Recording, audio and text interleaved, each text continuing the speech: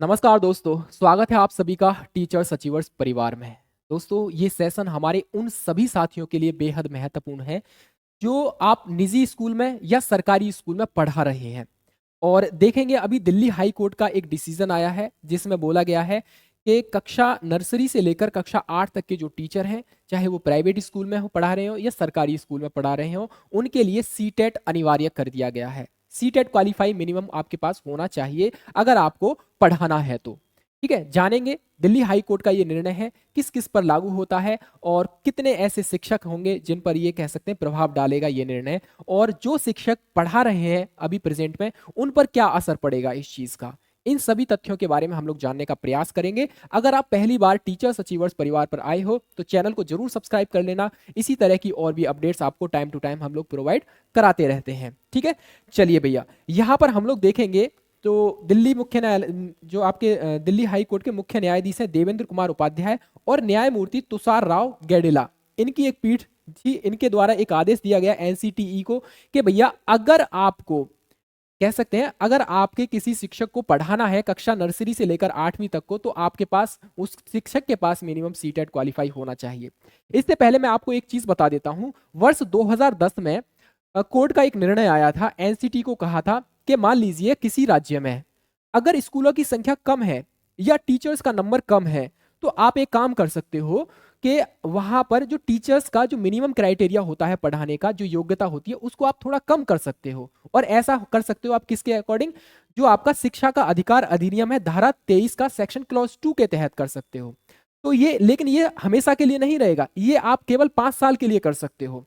तो उसी चीज को देखते हुए 5 साल हो जाते हैं आपके, 2010 से लेकर 2015 में कंप्लीट हो जाते हैं। फिर से इसमें केंद्र सरकार ने जो है संशोधन कर दिया था कि ठीक है, इसको हम आगे और बढ़ा देते हैं। बट अब यहाँ पर फाइनल डिसीजन आया है। आप देखोगे 2010 से लेकर आप देखोगे 2025, यानी 15 साल हो गए हैं। और यहाँ पर जो है ऐसे 5 लाख टीचर्स हैं जो प्राइवेट और सरकारी स्कूलों में पढ़ा रहे हैं जिनके पास सीटेट क्वालिफाई भी नहीं है वो। और बहुत से इनमें से ऐसे टीचर भी हैं जिनके पास कह सकते हैं डिग्री और डिप्लोमा भी नहीं है। तो अब उनके पास जो है एक मुद्दा ये कह सकते हैं समस्या सामने आ रही है। टोटल 5 लाख ऐसे टीचर्स रहेंगे यहाँ पर, बाकी के जिनके पास सीटेट क्वालिफाई नहीं है। अब सीटेट जिनके पास क्वालिफाई नहीं है, ये क्या होगा, इनका निजी और सरकारी विद्यालयों में पढ़ाने के लिए अब वो योग्य नहीं रहेंगे। अगर आपको निजी संस्थान में पढ़ाना है, चाहे आप पढ़ाने के बारे में सोच रहे हो कि भाई मुझे प्राइवेट स्कूल ज्वाइन कर लेना चाहिए, या ऑलरेडी आप पढ़ा रहे हो, तो आपको अब सीटेट क्वालिफाई करना बहुत ज्यादा जरूरी हो जाएगा यहाँ पर। ठीक है, बहुत से ऐसे टीचर हैं, जैसे अब देखोगे नई नियुक्तियां होनी है। मान लीजिए फॉर एग्जांपल के लिए मैं किसी स्कूल में पढ़ाने के लिए जाऊंगा, तो ऐसी कंडीशन में मेरे पास सीटेट मिनिमम होना चाहिए। नई नियुक्तियों में भी ये चीज लागू होगी। और यहाँ पर वर्तमान में जो शिक्षक अपनी सेवाएं दे रहे हैं उनको भी ये लागू करना होना पड़ेगा। यहाँ पर मतलब क्या है यहाँ पर कि भैया मान लीजिए किसी के पास डिग्री डिप्लोमा नहीं है, यानी बीएड या डीएलएड नहीं है, तो भैया पहले आपको डीएलएड और ये बीएड करना पड़ेगा, उसके बाद सीटेट क्वालिफाई करना पड़ेगा, उसके बाद आपको फिर यहाँ पर किसी प्राइवेट संस्थान में पढ़ाने के लिए आप जो है योग्य माने जाओगे। ऐसा बोला गया है दिल्ली हाई कोर्ट के द्वारा। एनसीटी को आदेश दिया गया है कि ये सब काम आपको 1 महीने के अंदर अंदर करना है। अगली सुनवाई आपकी हाई कोर्ट की होगी भाई 15 मई को होने वाली है। 15 मई को देखते हैं फिर फाइनल डिसीजन क्या आता है। फिलहाल ये डिसीजन रहेगा। ठीक है, याद रखना नर्सरी से लेकर 8वीं तक के टीचर्स पर ये जो है नियम लागू हो जाता है यहाँ पर। ठीक है, आगे बात करेंगे हम लोग। हमने बात की थी इस धारा के बारे में, शिक्षा का अधिकार अधिनियम की धारा 23 का क्लॉज 2, जिसके अभी बताया था हमने कि भैया कोई ऐसा राज्य है जहां पर स्कूलों की संख्या कम है या टीचर्स का नंबर कम है, तो ऐसी कंडीशन में टीचर्स पर वहां पर कह सकते हैं एम्प्लॉय करने के लिए या कह सकते हैं अपॉइंट करने के लिए एक मिनिमम क्राइटेरिया जो है उसका, उससे भी आप लोग कम कर सकते हो। लेकिन ये सब आप जो है 5 साल तक ही कर पाओगे। उसके बाद जो है एक जो फिक्स क्राइटेरिया है, जैसे बीएड है, उसके बाद सीटेट क्वालिफाई करोगे तब आप योग्य रहोगे।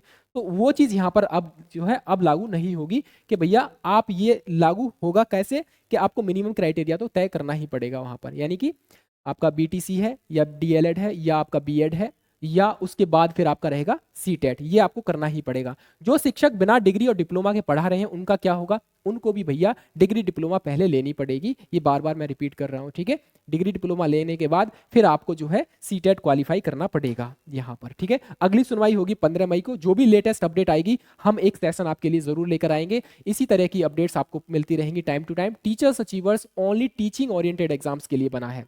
इसीलिए आप लोग सब्सक्राइब कर सकते हो, हमसे जुड़ सकते हो। ठीक है, चलिए मिलेंगे फिर अनदर अपडेट के साथ। तब तक के लिए अपना ख्याल रखिए, अपनों का भी ख्याल रखिए। फिलहाल जय हिंद, जय भारत।